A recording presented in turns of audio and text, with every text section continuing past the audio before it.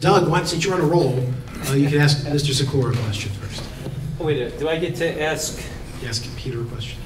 Do I get to ask both candidates a question? Yeah. Oh, both? Really? Yeah, ask every question. Okay. Hey, what'd you have for breakfast? How are you doing?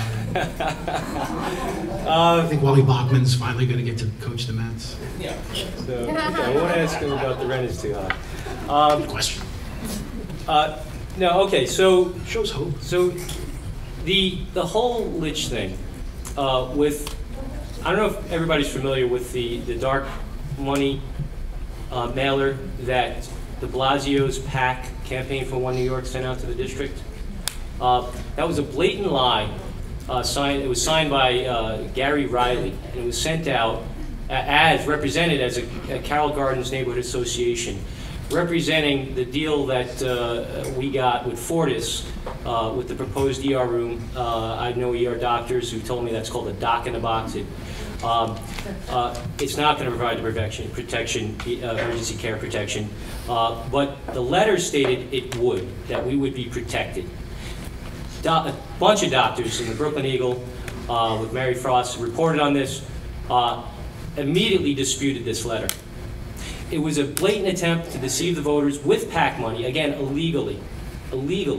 This was coordinated with Berlin Rosen, Peter Sikora's campaign consultant, who again represents Forest City Ratner and all these other bad players. Is there a question? Yes. Well, I got to give the context. Just for it. checking.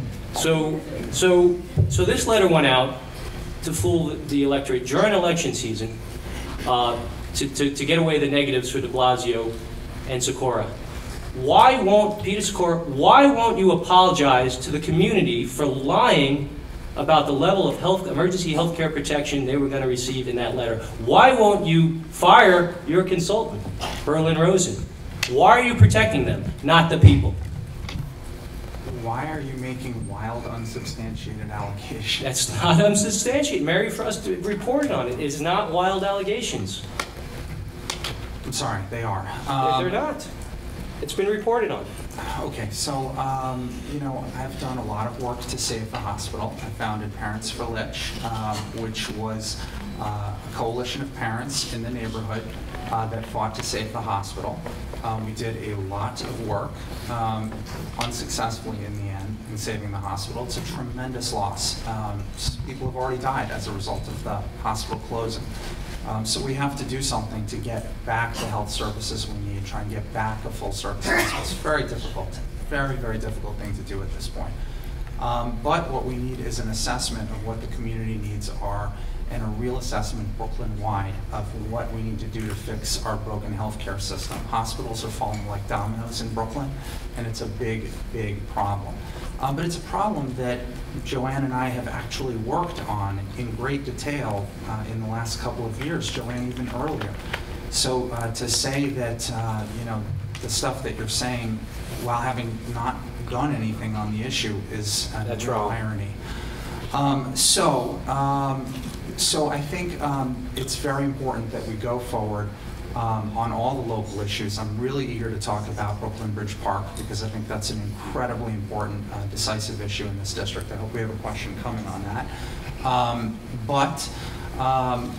There's nothing illegal, there's nothing untoward, there's nothing unethical in my campaign. Everything is above board, everything is disclosed, consistent with state law. We follow the law. I've been a good government advocate at NYPIRG. I've worked on public financing for years. So when everyone applauds for public financing of elections, that's a tremendously important goal. I've worked on that now for 7 years with CWA, organizing lobby days, pressure campaigns, training CWA members to go door to door in swing districts to actually make that an issue. We're on the verge of winning it if we take the state Senate in November. That will transform the system. Those are the realities. We need people who understand how to deal with those kinds of problems and win. And that's what I've done over and over again in my career. Assembled coalitions in successful pressure campaigns to actually bring about large-scale change on issue after issue after issue, locally, state, and citywide.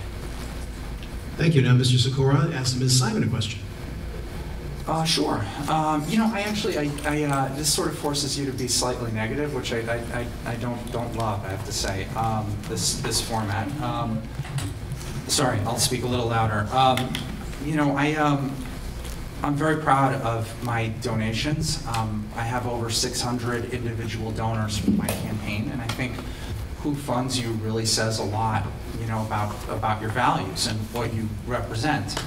My opponent is funded by the real estate industry, members of the board of the Brooklyn Bridge Park Corporation who are pushing very hard to put housing up, luxury condo towers at Pier 6, and by folks who are corrupt developers. She recently received $4,000 from Frank Sedio, who's the boss of the Brooklyn County Machine Organization. Frank Sedio was thrown out as a judge for ethics violations. He's pushing very, very hard right now for John Sampson to get reelected, who has been indicted twice and probably will face a third indictment shortly. And he's not the type of person, nor are the other people that I named, who are giving, you know, really for a charitable purpose. So my question is to my opponent, why are you taking those donations? Why are you seeking out that support? And are you going to follow through on their agenda?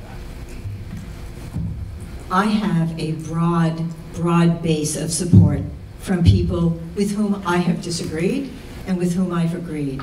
I am not taking money from developers with significant projects in the area. I'm not taking development money. The donations that I have received from people who happen to be at this juncture on the Brooklyn Bridge Park Corporation board are people who have supported me and I've worked with in the community for many, many years, and they support me even though they know I disagree with them. And they support me because of my record of public service and my investment in our communities to make people's lives better.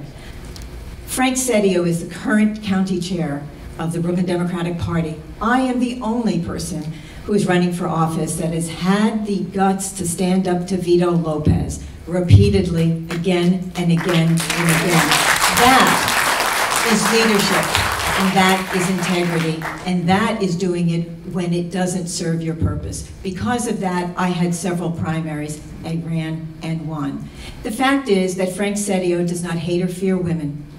Frank Sedio recognizes that I am the indigenous leadership in this district, and he supports me because I'm right for this district. Not because I'm right for his district, because I'm right for this district. I believe he resigned as surrogate, but nevertheless, he is supporting me because he knows of my work in this district, and he knows that I will be an excellent assembly person for this district.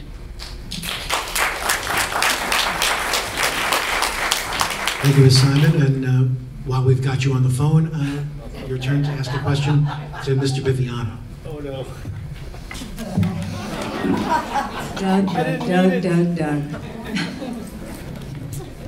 Doug, I have to ask you about, name an issue where you have actually worked with people to effectuate change in our communities. It's funny you should say that. MS-8. I worked with Lisa Coppell and a bunch of PS8 parents. Over the course of a year, we met with elected officials. We met with Council Member Levin. We met with some people down at Two Trees. We met with a lot of people. We had several meetings. We leaned on our principal, the poor man, Seth Phillips, and we finally got MS-8. And it's a great thing for the community. Going back for the park, I've been there. I've been a lot of rallies, condos in the park, that is. I spent days working with various people, Judy Francis in particular. Spent the whole day down at the DEP over in Queens, copying the general park plan way back in like 2006. So I've been involved throughout the years in a range of issues. And again, I also do this full-time, father of 3, and I spread myself out, and I try to make a difference when I can, and I'm committed. And all in, should I be elected, my family's going to suffer because I'm going to be up in Albany, but I'm willing to do that for their future and your children's future. I will make that sacrifice going up to Albany. I'm an all-in kind of guy. Now, Mr. Biviano, you ask Ms. Simon a question. because I like show business. Keep it Okay, going. Mr. Sikora already brought, gave a little background of Frank Sedio, but it goes further. He's mentioned, or the deal he made money on is mentioned in the Carl Kruger, former convicted senator, indictment papers. So he's an unsavory character. But the interesting thing about Frank Sedio is that his law partner, Frank Carone, is actually the attorney for SUNY and Carl McCall in shutting down Litch Hospital. And again, this is the relationship of machines and lobbyists that I've been talking about. Now Carone has been brought into the whole TRO at the temporary restraining order at the condos in the park. It's like, I don't trust the guy. That's like, letting the fox in the hen house.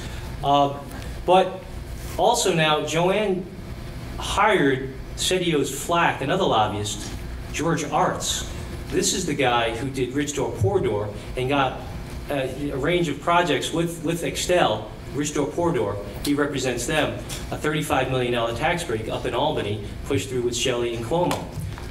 So the question is, you're bringing these unsavory characters into our community. What are you doing? What do you say about that? Well, first of all, why don't you condemn them? I'm not bringing unsavory characters into the community. Frank Sedio's history is Frank Sedio's history.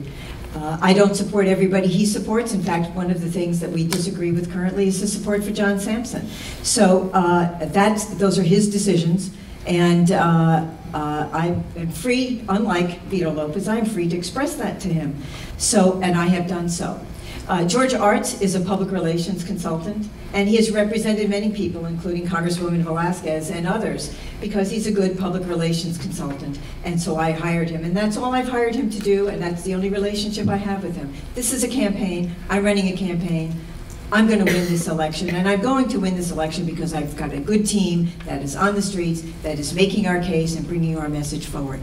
Will you condemn Carone and Sedio for closing Litch? Sedio had nothing to do with closing They were Litch. law partners. They're connected through the party. There Will are. you call them out? Let me just say this. I'm an attorney. Every partner you have doesn't agree with you or take cases that you agree with. Frank Carone represented SUNY. I was very disappointed that he did that. He's not a person I know terribly well. He now is representing people who are opposing housing in the park on Pier 6. It seems to be a diametrically opposite position, but attorneys represent their clients, and that's what he's doing. I'm not taking a position on him because of his clients. I disagree with his client at Litch, obviously, and I shared that with him. I was there in the very beginning with Litch. I was there in the snow. I was there before the cameras were there, and I expressed my opinion to Frank Carone at that time, as soon as I knew he was representing SUNY. I can't comment on everybody's client. I mean, it's just not something that makes any sense. Okay, and moving on, thank you very much, Ms. Simon. Would have billboard and we would have gone to spots, and then we would have come back. We're not Talk about lightening it up. Go ahead. Doug, you just attacked Joanne here for something that she didn't do, which is not condemn Shelley Silver for sexual. Sorry. Doug just attacked Joanne Simon for something that she didn't do, which is not condemn Shelley Silver for the sexual harassment scandals that have taken place all too many times, and the assault scandals in Albany. And you launch very, very serious allegations against people, me, my opponent, without any backup facts. And I would just ask, if you're going to continue to do that, please don't make up allegations. Was it a question? No, it's not really a question. No question. It's a statement. I'm not going to ask you a question. Sorry. Again, Doug, do you have an answer to the statement? I have an answer to the statement with a question. Are you going to condemn Berlin Rosen? You're an insult and apologize for lying to the public. So I'm not going to apologize for Berlin Rosen. They're a consulting firm. I'm not going to apologize for. I don't have anything to apologize for. Berlin Rosen works for the Coalition for the Homeless, for Liz Kruger, for Greenpeace, for Move On. They have a range of nonprofit clients, Cornell University, the list goes on. You can go to the website. Apparently Doug has. I am one of their clients as well. They design my mail. They're really good at it. End of story. And now, Ms. Simon, it's your turn to ask Mr. Sikora a question. And again, if I was doing a TV show, we would have kept this going, but you know, there's only so much showbiz. Pete, you've been talking about campaign finance reform. And last week on New York One, you indicated that you would be fully disclosing all of the expenses that you have incurred in your campaign. Thus far, and the filing date was Friday, you haven't done so. It appears you're not paying a campaign manager, you're not paying for rent, you're not paying for postage, you're not paying for office supplies, the very basics of a campaign. Please explain to people how, when you're exploiting campaign finance loopholes, that you will be able to make systemic change in campaign finance. You know, this is, you're repeating your statement on New York One, and I'll just repeat what I said again, which is that we follow state law in my campaign and what the Board of Elections requires us to do. That's what candidates are obligated to do under state law and by the Board of Elections. So we don't get to make up the rules. We follow the rules that are set for us. So I've disclosed everything in our campaign consistent with state law, and so have my supporters. So if you're interested in who's funding me, you can go to the Board of Elections website and look at who's funding my campaign. There's over 600 individuals, the League of Conservation Voters, Streets PAC, Tenants PAC, labor unions. These are people with whose values I agree. My opponent just a moment ago said that she's not taking any developer funds. That's not true. She's received 4 $500 donations from the BRACs. They're not famous, they should be. The BRACs are corrupt developers. They ran a con scheme for $10 million that hurt hundreds of families in a real estate development. And that's the kind of funding that I don't take. I don't receive real estate donations. I don't ask for them, I don't solicit them, and I'm not going to take them because those values are not consistent with mine. With respect to disclosure, we're disclosing everything. Of course we pay rent. Of course we have a campaign manager. That's Aaron Abel is our campaign manager. Our office is 2 Nevin Street. It's the Working Families Party office. It's on my website. Campaign finance loophole. That may be maybe the law, but we're looking to clean up the law. We're looking to make. Joanne, you haven't disclosed your expenses. You're making the same claim. You have given $40,000 to Peter Weiss. What is Peter Weiss spending on? I know what he's spending on. He's spending it on paid leafleters. But That's perfectly I've identified it. No, you've identified you've given $40,000 to Peter Weiss because just like me, you're following the disclosure laws. You don't say what Peter Weiss is spending the money on. I'm inferring that it's for paid leafleters and consulting services. I don't know who Peter Weiss is, but you can tell us what he's spending the money on. I mean, I can tell you what the Working Families Party is doing and what we're paying them to do. I'm happy to do so, but this is a distraction. But you haven't. I just did. But you haven't. I realize that and you've leveled accusations against me that are just completely I realize that you're throwing up a cloud of dust here because you don't want a comparison on the issues and on our records. I don't understand why you have to make statements that are just implying that somebody's doing things that are illegal or unethical. I'm following state law, so are you. There's a transcript from New York One. Thank you. Can I chime in? Sure, why not? At the Working Family Party, again, Berlin, Jonathan Rosen actually has his roots in data and fields going back to 2009, which was to try and circumvent the New York City campaign finance law by providing mailers at a super discounted rate to give only working family members a huge edge. And this is what I'm talking about, how these... Four color? What?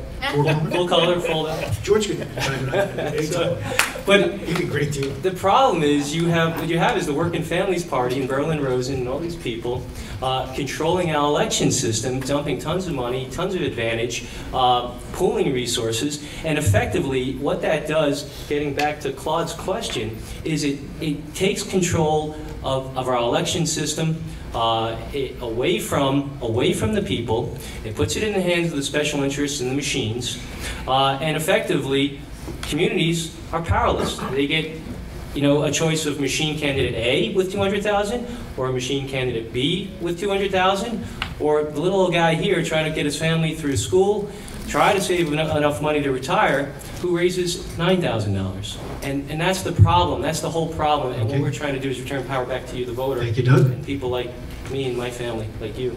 Well, Doug, you talk about machines a lot. I understand that, but everything I've learned from RoboCop and Terminator. If you watch those two movies, you will know that there are cautionary tales that apply to today's world. Just ask Jennifer Lawrence. Okay, let's go to. Thank you. Box of steaks.